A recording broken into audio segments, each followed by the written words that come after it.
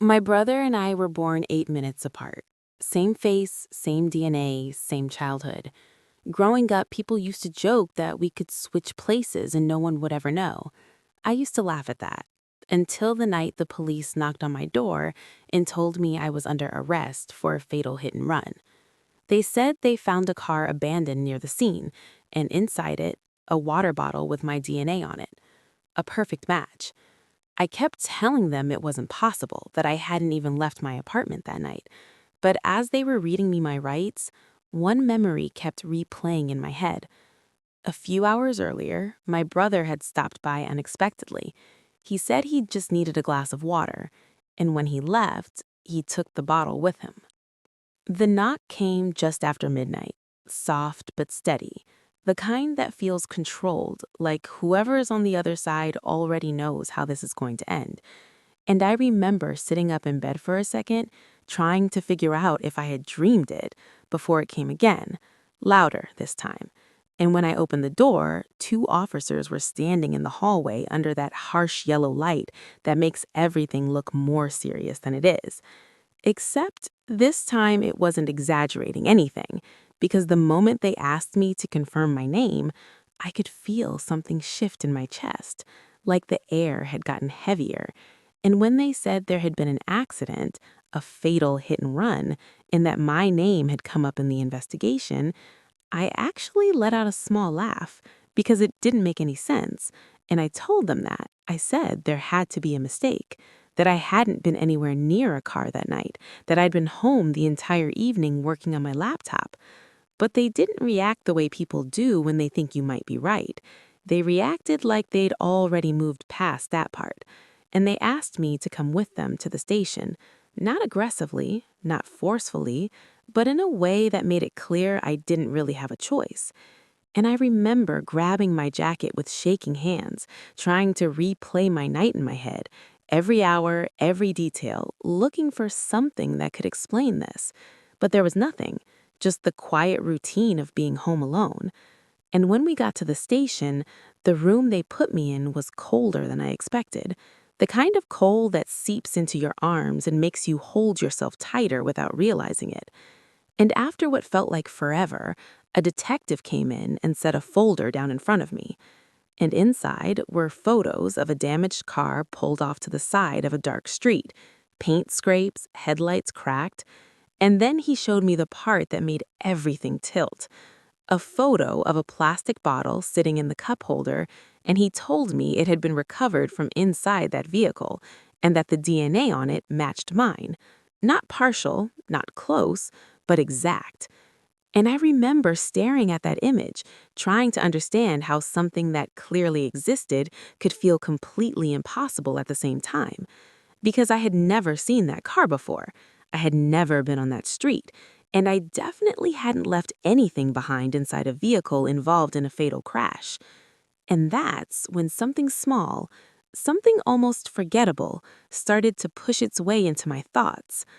Earlier that evening, just after sunset, my brother had shown up at my apartment without calling, like he used to when we were kids and boundaries didn't really exist between us. And I had let him in without thinking twice. We sat on the couch, talked about nothing important, and at one point I went into the kitchen and handed him a bottle of water. And I remember it clearly now, the way he held it, the way he kept it in his hand even when he stood up to leave. And at the time, it felt normal, just a small, ordinary moment. But sitting in that freezing room, staring at a photo of a bottle that carried my DNA into a crime I didn't commit, that ordinary moment started to feel like the only thing that mattered. And for the first time since the knock on my door, a thought crossed my mind that didn't feel like confusion. It felt like fear, real, sharp fear. Because if I wasn't there, then someone else was. Someone who looked exactly like me. If you want to see what happened next, stay with me. And if you like stories that reveal what people try to hide, don't forget to like and subscribe. Sitting in that room, I kept going back to the same detail over and over again. The bottle. Because everything seemed to lead back to it. And the more I thought about it, the more I started to notice things that didn't feel like coincidences anymore. My brother hadn't called before coming over, which was unusual for him now, and he hadn't stayed long, maybe 20 minutes at most. And the entire time he seemed distracted, checking his phone, glancing toward the door like he was on a clock. And at the time, I had assumed he was stressed, maybe dealing with something he didn't want to talk about. But now, looking at it through a different lens, it didn't feel like stress. It felt like timing, like he had somewhere he needed to be, and I was just a stop along the way. And when the detective asked me again if anyone else could have had access to my apartment, my mind immediately went to something I had brushed off just a few days earlier. I had ordered one of those at-home health kits, the kind that comes with a sealed swab in a small vial, and when I opened the box, I remember noticing that the seal didn't feel right, like it had already been peeled and pressed back down, and I had stood there for a moment, holding it in my hand, trying to decide if I was overthinking it, and eventually I convinced myself I was. But now that memory came back with a completely different weight, because if he had already been inside my apartment when I wasn't there, if he had already taken something from me without me knowing, then that night wasn't random, it wasn't panic, it was preparation. And when I finally said his name out loud, when I told the detective about my brother, about the visit, about the bottle, about the kids, I could see the shift in his expression. Not disbelief, not dismissal, but something closer to calculation, like a new possibility had just opened up. And he asked me something that made my stomach drop even further. He asked if my brother had any prior record, and I hesitated for just a second before answering, because it wasn't something we talked about openly, but it was true. A few years back, he had been charged with reckless driving, nothing that stuck long term, but enough that another serious charge would have changed everything for him. And suddenly, the pieces didn't just connect, they locked into place.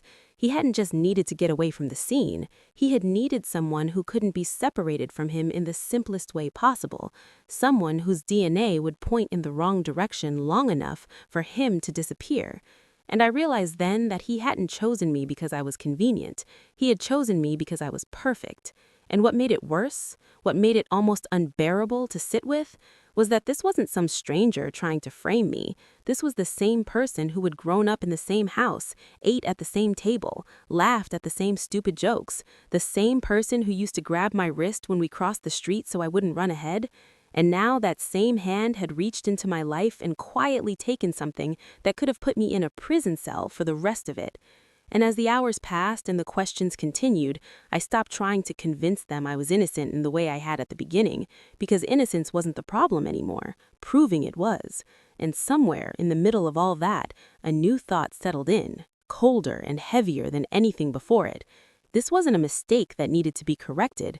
This was a plan that needed to be exposed. If you want to see what happens next, stay with me. And if you like stories that reveal what people try to hide, don't forget to like and subscribe. What changed everything wasn't a confession, and it wasn't luck. It was something so small most people would have missed it if they weren't looking directly at it. Because when investigators pulled traffic footage from a few blocks away, the video wasn't clear enough to give them a clean face, just a figure stepping out of the driver's side for a few seconds before getting back in.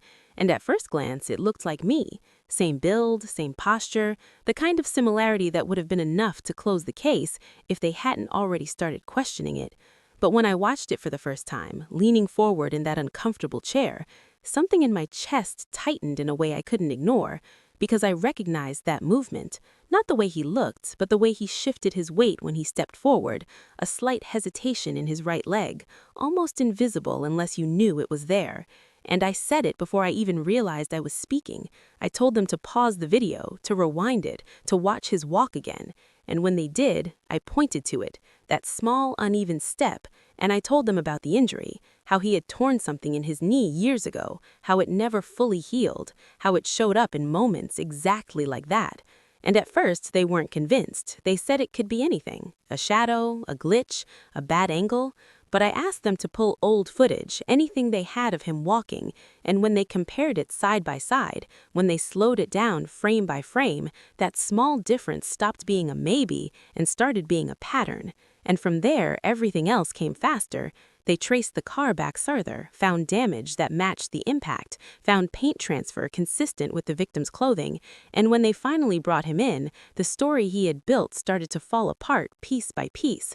And I wasn't there when it happened, but I was told later how it went, how he tried to stay calm at first, tried to explain it away, said he had panicked, said he hadn't meant to hurt anyone, and for a moment he held on to that version of events like it might still save him, until they showed him the footage, until they showed him the comparison, until they showed him that something as small as the way he walked had undone everything he thought he had covered, and that's when he stopped talking in circles and started telling the truth.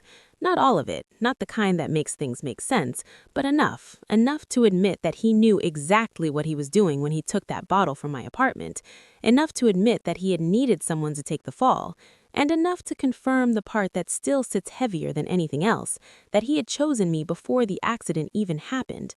And the strangest part of all of it, the part I still think about sometimes when everything is quiet, is that growing up, people always said having a twin meant you'd never be alone.